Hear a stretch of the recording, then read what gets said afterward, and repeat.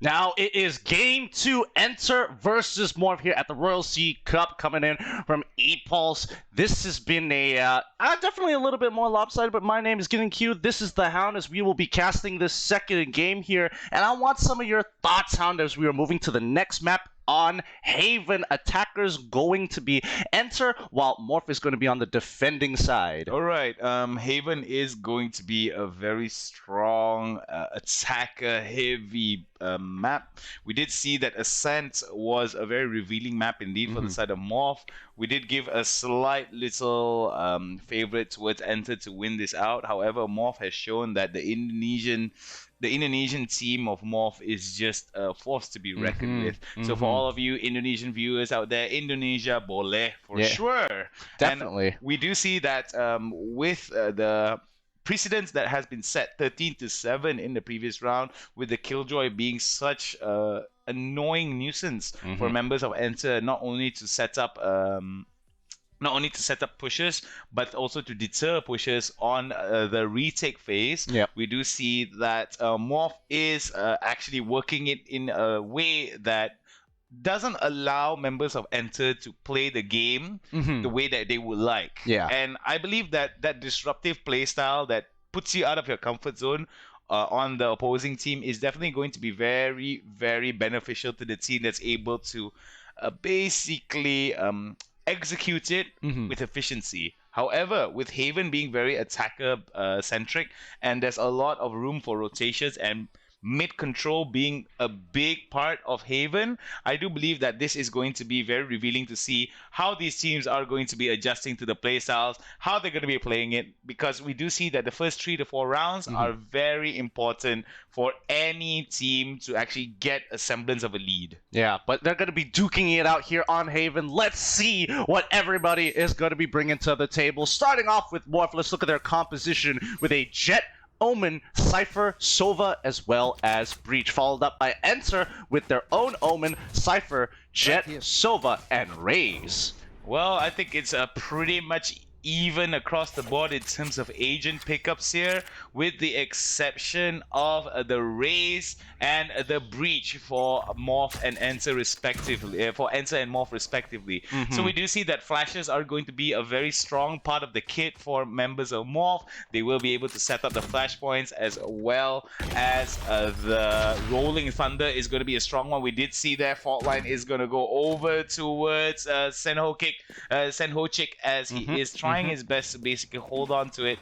We do see that, oh my goodness, some craziness happening here, as we do see this push from the side of Enter towards A. They immediately hold it up, and the rotate coming from Morph is going to be a bit late, signifying a retake situation. Yeah, I don't mind this at all, because Morph, for sure, they kind of gave up the A site almost immediately the moment they heard that they were actually going for the push. But cut from Morph's side, he's got Heaven control here, and he's going to have to peek first while the rest of the team is looking to push onto side. He finally peeks, and the first couple of trades come in. Mal getting the first blood, but ACL, Poppamore, and him and Hola are getting cut down immediately after. Whoa, that site take was really good. That post plant, very nicely done. And I think the diversity, as well as the slow rotation, really hurt Morph on the defense. Morph and Enter now going at it against one another during the pistol round. We do see Enter were able to come up ahead. Oh, is that a phantom buy for Mao? Very, very, very brave indeed. We do see that it is going to be a pretty strong anti-eco round from the side of Enter, but we don't want to we don't want to see Mao lose out on that Phantom, so he's got to be very careful that he doesn't get caught out in a detrimental situation. As we look into it, ACLX onto Fidel, wow, and the Enter. The entry into some okay. Ham and Hola onto Freya. Nicely done with the tap onto Freya. Yeah, really good flick there. Now they're rotating. They already got 2 picks, and they don't necessarily have to go to A. Looks like the pings are asking them to go through mid grass here, but they got to be super, super careful for the side of Morph, because now they have to kind of look for that information on where they're going to rotate. Breach, he does look through Heaven, sees nobody on the site. They're not even hard pushing, as Jet looks to get a little bit more information as they push into Gardens. Well, I would like to see members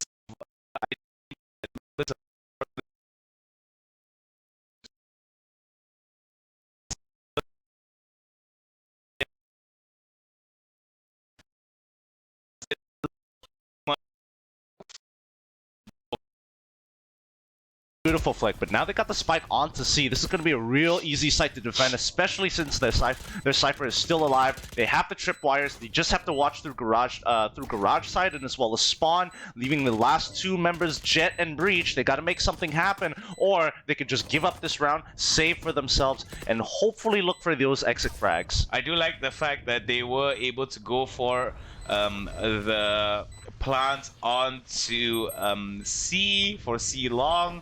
Even if members of Morph decide to go for the diffuse, it's not going to be very well for them, considering that NTER still has 5 members. It's going to be a flawless round for them as it ends. Breach is trying to get out of the blast radius. He should be okay in the safe spot here. Alright, he just made it out there. I was worried for a second he was going to start defusing because he was running out of time, but he just checked site just in case there were anybody just lurking around as we move into the next round. The operator coming out of Cud. Cud right now putting all his eggs into the operator. A bit of a glass cannon here. Got to be very wary of the peaks. I do believe that from the side of NTER, relatively full buys here except for ACLX with the Spectre, and I think that this is going to signify that he is going to pick up an operator later on in the round. So it is quite an investment early on. So if members of NTER are able to win this out, it's going to put them in a very good spot in terms of economy compared to Morph. Don't peek this, Cypher. You don't peek this. You got to learn your lesson. He's pushed himself all the way back, but Ray sees the first initial one, but an Owl Drone is going to be distracting him in that position. Gets the punish. 2 pickoffs as A defense crumbles, forcing the rest of Morph to rotate to that site. Alright, so we do see here that A long is where the spike is going to be planted for, or at least A sewers is going to be there might be a push either onto A sewers or A spawn connector. So I think this is going to be a very interesting one here, as we do see a little bit spread out in terms of the angles that are being taken from the side of Morph. Maybe they might decide to go for a save here, considering that their economy would be in shambles for the next round. So I think it would be wise for them to actually stave off the bleeding to make sure that it's going to be safer for them to go into the later rounds. I mean, we saw at the beginning of the round, they just bought themselves out here, but unfortunately they lost 2 of their members, and I think that's as much, that's as many casualties as they're willing to take. They could look for exit frags, but it's still so risky, especially so early on into these rounds. So I think it's better just to kind of save, hold off on your own, stay alive, keep your guns. Alright, another flawless round for NTER, not losing out any members, and look at that, ACLX with about 7,500 credits here in his pocket. Morph still holding on towards Cud, excuse me.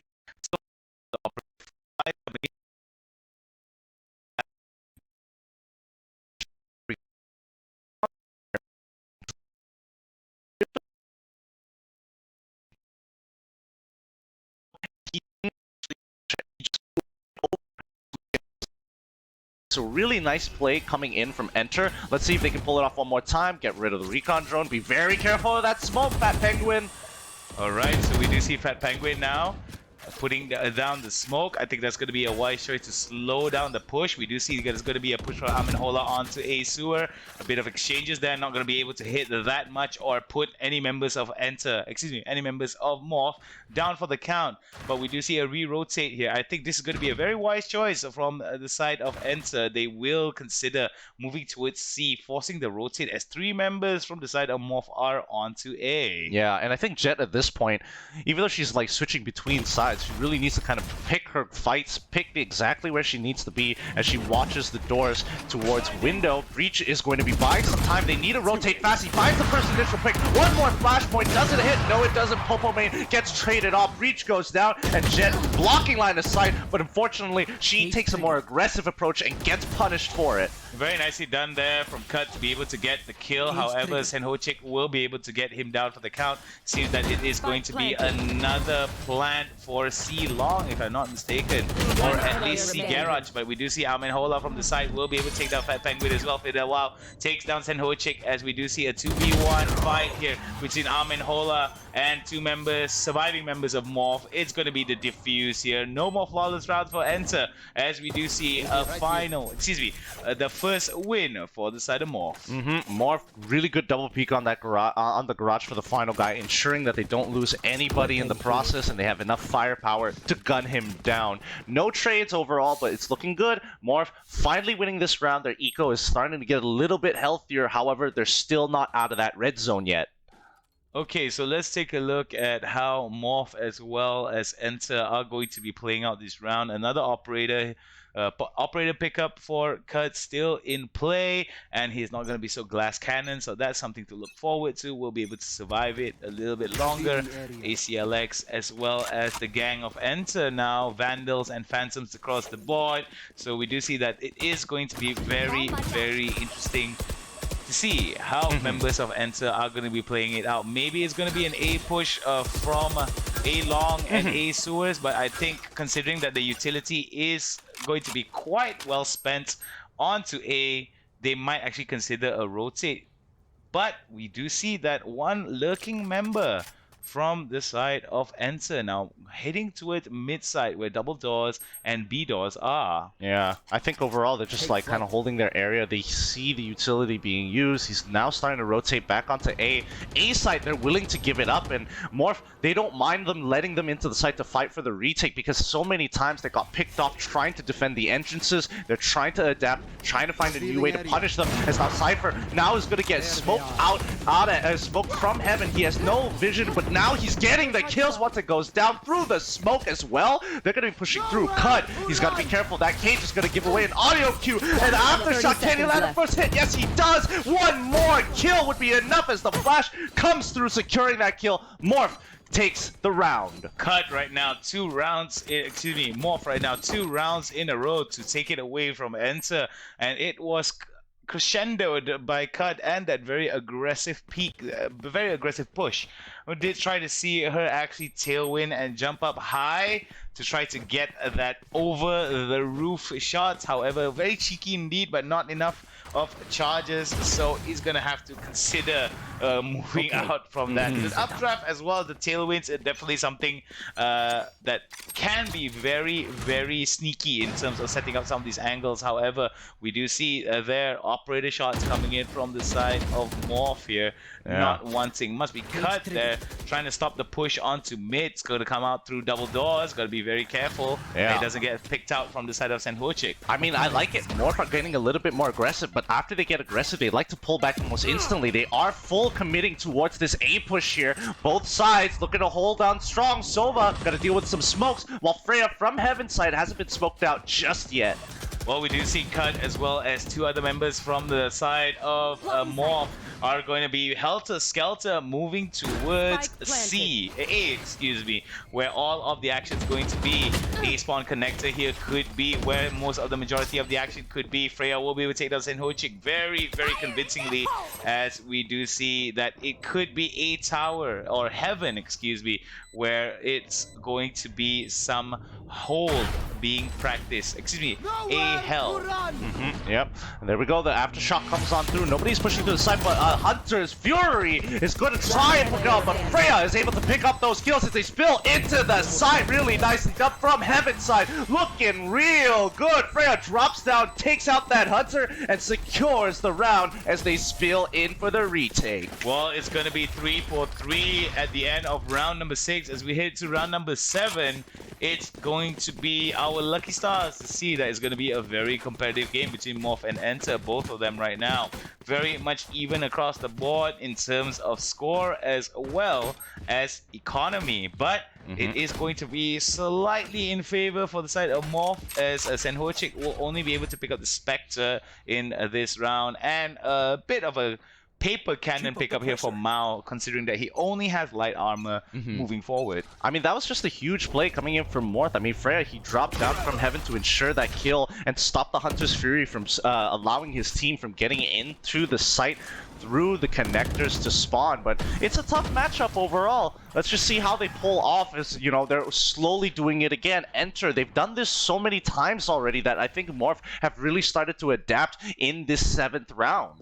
And we do see that in the 7th round, as you said, adaptability seems to be on Morph's side, but it is on a defense here as NTER has had quite a bit of a tempo build-up for themselves. But can it work out for them once the swap comes in? We shall have to wait and see. However, that's us getting ahead of ourselves. We'll have to focus on what's been happening as of right now. Very much split across the board, very evenly from these teams. We do see that for the side of Morph, they are going to be holding two men onto C, one onto B, and two onto A. That might signify that this could be a bit of a C push from the side of NTER here, as we do see that for the side of Morph, Omen is going to be holding on to C. So there's going to be a lot of utility as well, the paranoia that could actually slow down the push. 30 seconds left. Urgency definitely going to be felt for the side of NTER.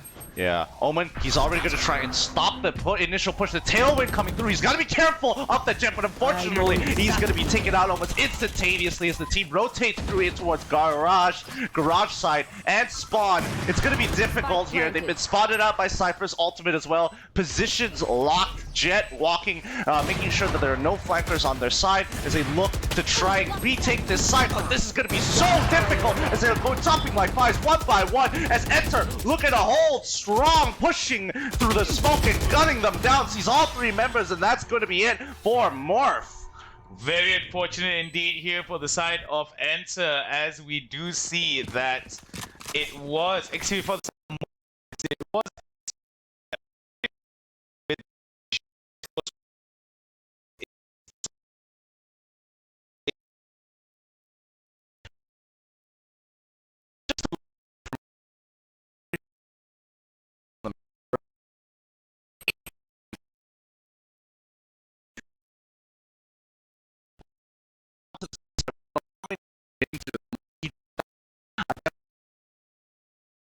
Jiggle peek just to get that information.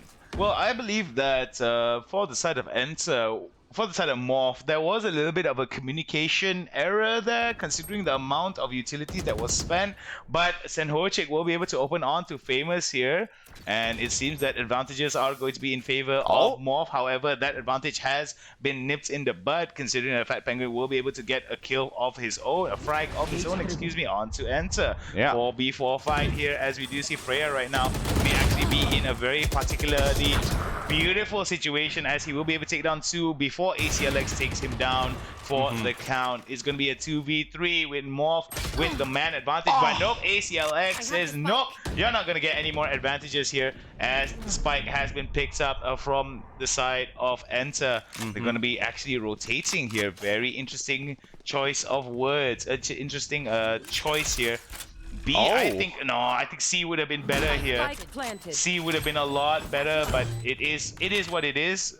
Holding on to his B side planted for Gong, if I'm not mistaken. Yeah, and I personally think that if they set up a crossfire here, it'd be really, really nice, and that's why they decided to go onto the B side, because this is going to be a little tough. Oh, he made sure that the attackers are going to be winning that round. ACLX landing the shots, and Silva just couldn't get them to connect. Right, so looking at how NTER has been able to steal away these 2 rounds, moving in at the conclusion of round number 8, excuse me, we do see that round number 9 is going to be a very interesting one. Eco half buys, or at least ecos, could be on the minds of members of Morph here.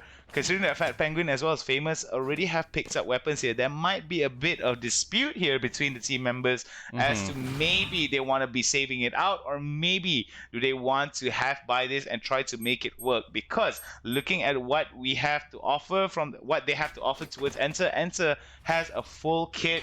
They have their utilities as well as a full set of ARs, Phantoms, and Vandals. Oh boy, looks like they are going to take a technical pause here to kind of get their members back in. I'm pretty sure one person has DC while the other one is lagging pretty hard here. Looking at the pings, you can definitely see the reconnect coming through. They want to make sure that they're at their full strength, playing at the best, because they don't want to give another round over to NTER like this after a strong game 1.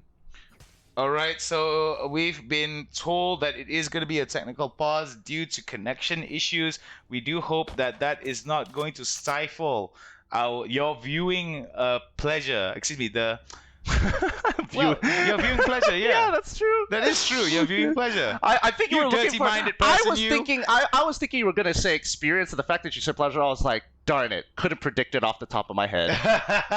Well, viewing experience, viewing pleasure, similar things I would say. However, it is going to be a bit of a stifle for the flow of things. We do apologize for this, but it is the nature of the game. It would have been a lot easier for us to have everyone here in attendance to play it out, but considering now that we're in the middle of a pandemic, it's always wise to make sure that we are all safe and sound. Always maintain a little bit of your distance there. And it seems that Cut has reconnected already, and that should signify that we should be back in the game relatively quickly. Yeah, that'll be great. I mean, it gives this team it gives both sides a little bit of time to kind of really think about what they've been doing, because again, these pre-game rounds, buy rounds, they're just thinking about, okay, where should we be attacking? How do we kind of change the variations of this? Are we going to mix things up? And right now, for the fact that NTER hasn't really diversified in terms of how they attack the site, it looks like they really like just muscling it out, making sure they're either going A or C. I mean, the B plant was a little bit weird, but they still won it at the end of the day, so I don't really have much to comment about it. But overall, I think Morph has a little bit more versatility on the attack. I do think that the retakes are a little weak, but NTER, I could say the exact same thing, but I can't wait until they switch sides and really just kind of show my point. Well, Fidel Wow has been disconnected from the game, unfortunately. Hopefully, we shall see whether or not this case will... Actually, not this case. Whether or not this will be a strong case for a big, long pause, or maybe even a short little break. Hopefully, that's not going to be the case for the side of Morph. Well, I guess in this time we could definitely talk about game one a little bit more. Yeah, I think we should. We should do that. Because, you know, a lot of things, especially on a map that is going to be either attack or a defended side, the setups are going to be super important. And I think right now, Morph, they'd like to play it a lot slower. And I think when it comes to these retakes, it becomes a bit of a struggle for sure, especially when it gets very chaotic. I think the communication needs to be a little bit better overall. But also, I will say there is a lack of commitment to being aggressive on the defense. I mean, Owen, he initially did get that pickoff down C side, so I don't know, maybe he gets a bit more bold and pushes up forward. Well, I do hope the same thing as well. Let's take a look at the beautiful scenery, the butterflies, and it seems that Fidel Wow has reconnected. Wow, that ping of 150. That's got to be rough. That's a very rough. That's very rough indeed, and we do hope those issues will not persist. As normally, what I would think is that the ping spikes here from 100 and above are very much noticeable and are not exactly conducive towards a fair gameplay from either side, sometimes because of the nature of the lag, and sometimes you do have the connection disadvantage or connection advantage, especially when it comes to peaking. So it can be used as an advantage or a disadvantage. So we do hope that these connection issues will be resolved as quickly as possible. Yeah, and personally, I'm really hoping that our observer Magical is going to be able to find all the Easter eggs all across the map. If you haven't noticed just yet, you got to thank our production for making this happen, because these guys are working hard to make sure we're still learning more about the game, and especially with those Easter eggs, I absolutely love it. I think he showed the last time it was he showed the sumo one, he showed the little bear. I'm not entirely sure what are the other Easter eggs from yesterday. The cafe as well. Oh, great. So just keep an eye out, because these observers, they're trying to make sure that they are looking for every little detail, including the nooks and crannies of the map. Well, for those of you who are not entirely aware, that the Skull Cafe actually means that this game of Valorant actually takes place in the League of Legends universe. So that's something to actually consider there. Hey, man. Maybe it could be in the League of Legends universe, or maybe it could be a homage, or maybe it could be a, how to say, an Easter egg, right? But I don't think it can be out of the window here, considering that that game, the League of Legends as well as Valorant, are produced and published by Yeah. the same creators. I mean, obviously, this gotta have some similarities. You know, I'm just waiting for the big collaboration on either side. But I mean, they have kind of dropped down a couple of skins that kind of look similar, just to kind of tease at each other. And even though they are separate games, they're still under the same big company, and they are making some great design choices overall with their agents in the game. So hopefully, we can keep this up as we move into the future. Rito, project's over, please. Project's over, please. Please. A lot of hopes. But yeah, I honestly can't wait for a lot of the things that are in plan for Valorant, especially for the esports as well. Honestly, what did you think? Because I mean, you were also casting that game with Seek and Strike, where there was the 7-game overtime. And I was talking with Seek and Strike the other after the game, and he was telling me about, yeah, it is a cool idea being able to, you need to win those 2 rounds to secure yourselves. You're not going to have to worry about your eco, but it's just enough such that you don't have full utility, forcing you to make sure you really consider what your options are. I think it's a good idea, but what about you? I think it's a good idea too, but at the same time, they have to be very ginger with how they want to be approaching this, because when you look at that kind of perspective, right? I mean, yes, sometimes it can go over the clock in terms of those 2 teams just going back and forth. But I feel that considering that Valorant does put quite a bit of emphasis onto the economy of the game as well as the utilities, I do believe that there has to be maybe a form of punishment, a little bit stronger punishment. Maybe they don't have to win 2, maybe they have to first to 5, for example, but then you create this element where if a team wins out and they're not able to get like they get a flawless, for example, and then they are rather behind in terms of economy, then it creates it creates kind of a kerfuffle for a team, in a sense that, okay, we lost that round and now we can't come back from it because we don't have economy, and the overtime is effectively lost. It basically negates whatever lead that any team is able to get in that sense, and then it immediately makes